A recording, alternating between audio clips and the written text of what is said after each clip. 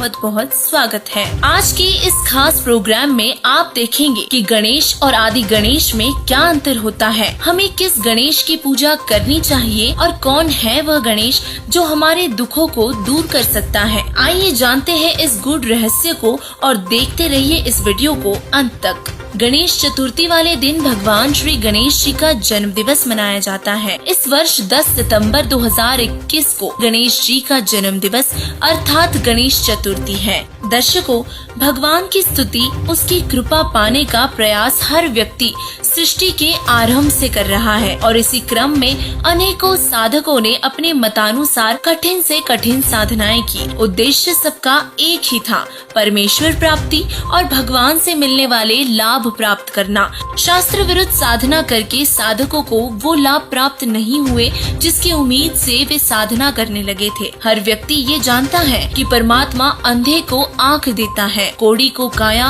और बांझ को पुत्र देता है तो निर्धन को माया। परंतु इतनी भक्ति करने के बावजूद भी आज हमें वो लाभ प्राप्त नहीं हो रहे हैं जिनके बारे में हमने केवल सुन रखा है पर कभी महसूस नहीं किया। और एक ऐसी ही परंपरागत पूजा है गणेश चतुर्थी, जिसमें भक्तजन गणेश जी को आराध्य देव मानकर उनकी आरती स्तुति बहुत ही श्रद्धा व उत्साह से करते हैं। गणेश चतुर्थी कैसे शुरू हुई, क्यों शुरू हुई? पुराण ज्ञान अनुसार सृष्टि के आरंभ में सभी देवी देवता एकत्रित होकर भगवान शिव जी के पास अपनी दुविधा दूर करवाने के लिए गए।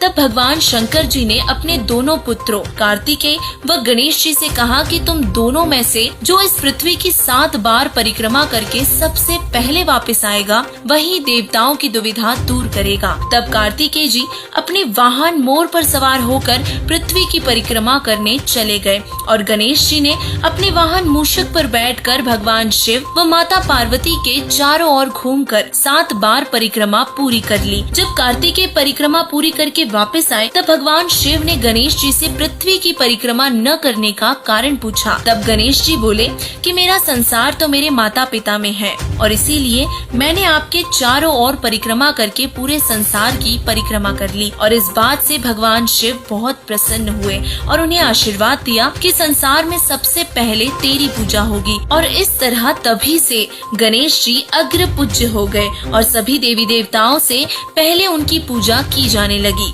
गणेश पुराण के अनुसार भाद्रपद शुक्ल चतुर्थी को गणेश जी का जन्म हुआ था और जिस कारण से इस दिन गणेश चतुर्थी मनाई जाती है। अब विचार करने की बात ये है कि जब भगवान शिव जी स्वयं ही पूर्ण परमात्मा नहीं है, अजर अमर नहीं है और स्वयं जन्म और मृत्यु जैसे भयंकर चक्र में फंसे हैं, तो भगवान गणेश जी सर्वोत्तम परमात्मा कैसे हो सकते हैं? वे साधक का मोक्ष भला कैसे कर सकते हैं? वे अविनाशी कैसे हो सकते हैं? और जब गणेश जी ही जन्म और मृत्यु में आते हैं तो वे साधक का मोक्ष कैसे कर सकते हैं? यदि ये कहें कि गणेश चतुर्थी के दिन लोग भगवान गणेश जी का जन्मदिन मनाते हैं तो ऐसे दिन की क्या खुशी मनाना जिस दिन के आने से आयु बढ़ रही हो और वो देव, व्यक्ति या महर्षि अपनी मृत्यु के निकट जा रहा हो। हम तत्व ज्ञान के अभाव से इस प्रकार की शास्त्र विरुद्ध साधना में लीन हो गए और सही साधना जानने का कभी प्रयास ही नहीं किया। जिसने जो कहा वो मान लिया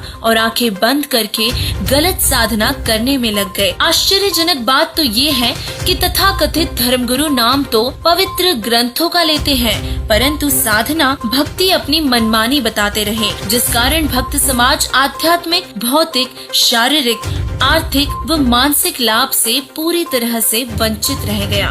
फलस्वरूप कुछ लोग नास्तिक हो गए तो कुछ अन्य परमेश्वर की खोज में निकल पड़े, परंतु सही राह न मिलने पर वे खोज करते रहे और आज भी कर रहे हैं। बहुत से लोगों का मानना है कि भगवान एक न एक दिन उनकी जरूर सुनेगा और उन्हें सही मार्ग दिखाएगा। तो ये समझ लीजिए कि आज भगवान ने आपकी सुन ली और ये सही मार्ग आप सबके सामने रख दिया। वर्तमान में तत्वदर्शी संत रामपाल जी महाराज जी ने मानव जाति पर ये दया की है और सभी धर्मों के पवित्र सदग्रंथों को उन्होंने भगत समाज से रूबरू किया व उन्हीं से प्रमाणित कर ये सिद्ध कर दिया कि गणेश जी की साधना का मंत्र कोई और है। संत रामपाल जी महाराज जी भक्त समाज को शास्त्र अनुकूल भक्ति साधना बता रहे हैं जिससे उनके अनुयायियों को सर्व लाभ प्राप्त हो रहे हैं और वे पूर्ण परमात्मा कबीर साहिब जी की तथा ब्रह्मा, विष्णु, महेश व दुर्गा, गणेश जी सभी भगवानों की भक्ति साधना वेदों अनुसार बताते हैं, जिसे करने से परमात्मा प्राप्ति के साथ साथ भौतिक व शारीरिक लाभ भी प्राप्त होते हैं। और इसीलिए हमारे पवित्र सदग्रंथों का परीक्षण करना चाहिए और सदग्रंथों के अनुसार ही भक्ति साधना करनी चाहिए, जो विश्व में आज केवल संत रामपाल जी महाराज जी ही दे रहे हैं। आज सभी दर्शकों से हमारा हाथ जोड़कर निवेदन है कि सद्भक्ति मार्ग अपनाकर शास्त्र विरुद्ध साधना त्यागो और अपने जीवन को एक नई दिशा देकर अपना कल्याण करवाए।